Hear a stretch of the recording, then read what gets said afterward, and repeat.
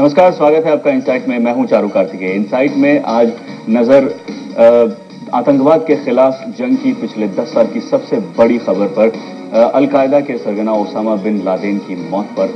और कई सवाल सवेरे से उठ रहे हैं जब से ये घटना सामने आई है। अभी भी ये डेवलपिंग स्टोरी है, पल पल जो है पूरा माहौल बदलता जा रहा है। नई नई खबरें आ रही हैं, जिस तरह से नई नई प्रतिक्रियाएं इस पर आ रही हैं। सबसे बड़ा सवाल कि जहां ओसामा बिन लादेन पाए गए, जहां अमेरिकी फोर्सेस के साथ जंग में उनकी मौत हुई, इस्लामाबाद, पाकिस्तानी राजधानी इस्लामाबाद से सिर्फ 50 किलोमीटर दूर एबटाबाद में, जिसे पहले नॉर्थ वेस्ट फ्रंटियर प्रोविंस कहा जाता था।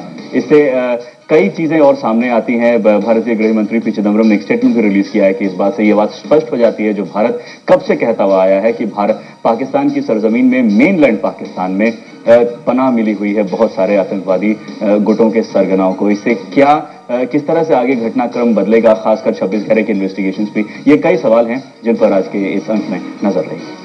A very good afternoon. Welcome to Inside. The world's most wanted terrorist and the Al-Qaeda leader, Osama Bin Laden, is dead in an operation led by United States forces in Pakistan. He was the mastermind behind the September 11, 2001 terror attacks in United States. And this is the issue we are raising in today's edition of Inside. How this will impact the United States foreign policy, and is this a body blow to Al-Qaeda? I'm Natasha Bhaskar.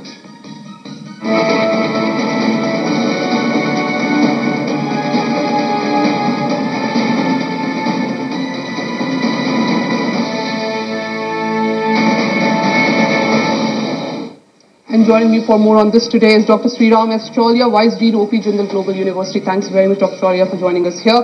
And also with me is KV Prasad, Senior Assistant Editor of The Hindu. Thanks very much, Mr. Prasad, for joining us here. And getting straight into the discussion now. My first question to you, Mr. Chaulia, how do you see this going to impact the American foreign policy, a big and a very defining moment for American-led war on terrorism? Yeah, well, you know, even the terminology of the war on terror has been in some kind of disuse over time. In fact, today President Obama, making the announcement of the great catch, said the war on Al-Qaeda.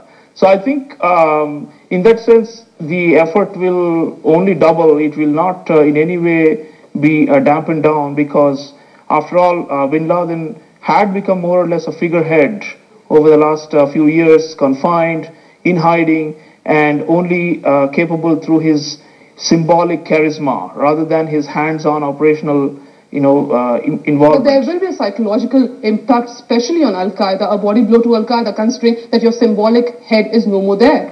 Yeah, but at the same time, remember that this organization itself is crafted around the mythology of martyrdom and of sacrifice for the cause.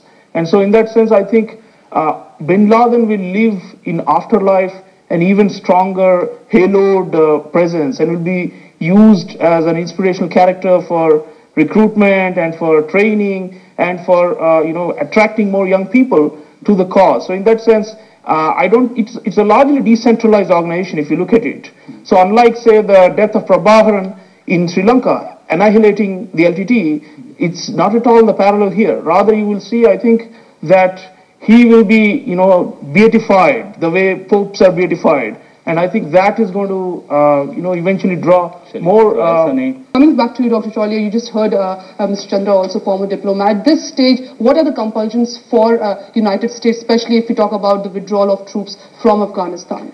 It's the old Clinton formula. It's the economy stupid. With the budget limit almost up in the air, whether it will be sanctioned for extension, I think, eventually the ability to project force around the world for the United States through military means will decline. And it's not a one-off thing that you'll suddenly see, saying one fine day all the bases closed down, one fine day all the wars, all the troops come home.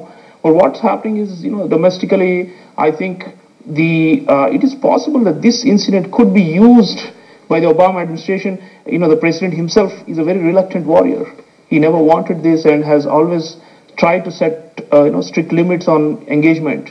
Same you see in Libya. So I think Obama will obviously answer to the call of the economy, and there are a number of proposals to downsize the military budget over time.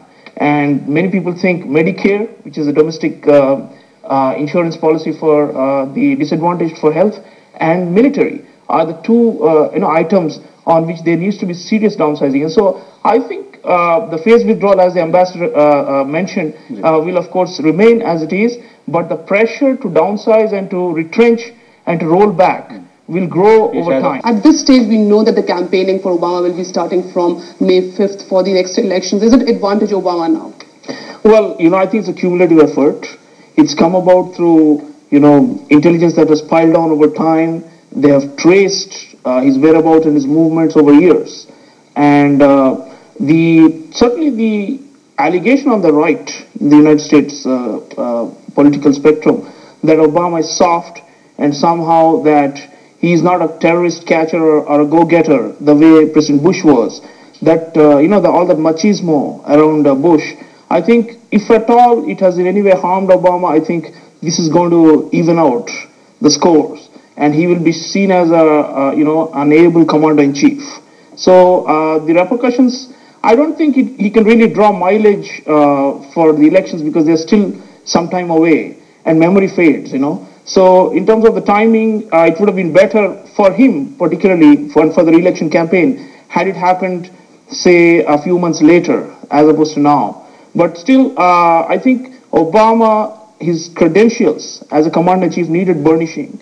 And the way he today projected the capture and how he had been, remote controlling the whole process, and he was on top of the situation, he was being briefed, and that only upon his order did the final strike happen. All of this is obviously intended, take away the fact that he's head of state, he's also a politician, first and foremost, and certainly I think they will try to draw some able. Justice has been done, as President Obama said, and we remember when President Bush was there, he said that he wanted Bin Laden dead or alive. So in fact, he also said it's a momentous time for, in his comments, he said it is a momentous time for America. But if you look at the response of Indian authorities, do you feel that this has vindicated their position, and the case where they wanted voice samples from Pakistan, especially after 26/11 terror attack, their stand is stronger now?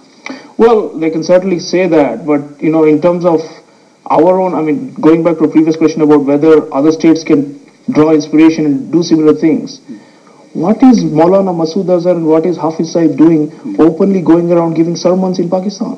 Why don't we have the capability, covert, I'm not talking of launching wars, we're responsible people, covert abilities to take out these people. I think it's been so long and we have not managed to develop those facts. So you can say I've been vindicated. We've all along been saying that Pakistan is, a troublemaker and is a haven for terrorists. But the point is, what have we done proactively on our own, using our own resources? Forget legal niceties. In statecraft, violence is one of the instruments. And over time, ability to perform covert operations. So I would like to see us doing a Bin Laden on Maulana Masood Azhar or Hafiz Saeed. So these are the kind of... Do you really feel we have the means to do that? That needs to be developed. I think we need to develop a strategic thinking about how to do this, because otherwise the costs of terrorism will not rise. We have to say that at some point we have to deter these. And one way of doing it, not that it will not lead into a recriminatory cycle of, attack and counterattack, but one way of doing it is to say that there is a way and a means by which we can also increase the costs of your actions. But Dr. Chaulia, do you really feel that United States must ask Pakistan to do an explaining and to give an explanation about why the whole place is a safe haven for all these terrorists, considering that this especially after this whole strike, this also proves this. Well, it's a love-hate relationship. Over time, I think the Americans have gotten used to living with the fact that Pakistan is the way so it is. On one side you give a strong military aid, on the other side you're having these strikes. Where's the Pakistani position here? I think the pressure that the screws will be tightened once the withdrawal from Afghanistan for United States forces picks pace, because then the dependence on Pakistan will reduce, and then they can call a spade a spade. I'm sure in private meetings and settings they express their frustrations all the time, but at the same time there is a dependence and the belief that without them we will be left without an anchor and a launching pad for the war in Afghanistan. So I think they are playing with their limited constraint within their constraints. चलिए, एक love hate relationship है। जहां तक war on Afghanistan की शुरुआत है, spring offensive Taliban का शुरू हो ही चुका है। तो ओसामा बिन लादेन को पकड़ने में या कहें कि उसके खात्मे में तो सफल हुआ है अमेरिका, लेकिन जो लार्जर जो लक्ष्य है, बड़ा लक्ष्य है, तस्वीर, बड़ी तस्वीर वॉर ऑन टेरर की है, उस पर कितना आगे बढ़ पाया है अमेरिका, ये अमेरिका खुद भी जानता है और आगे वाले दिनों में ये और साबित होगा कि अमेरिका और उसके एलाइज कितना आगे बढ़ पाए हैं। लेकिन इनसाइट में आज चर्चा में वक्त इतना ही। डॉक्टर चौलिया और मिस्टर प्रसाद, बहुत बहुत धन्यवाद आपका, आप इनसाइट में आए। That's all we have for you. Thanks very much for watching. We leave you with a better report.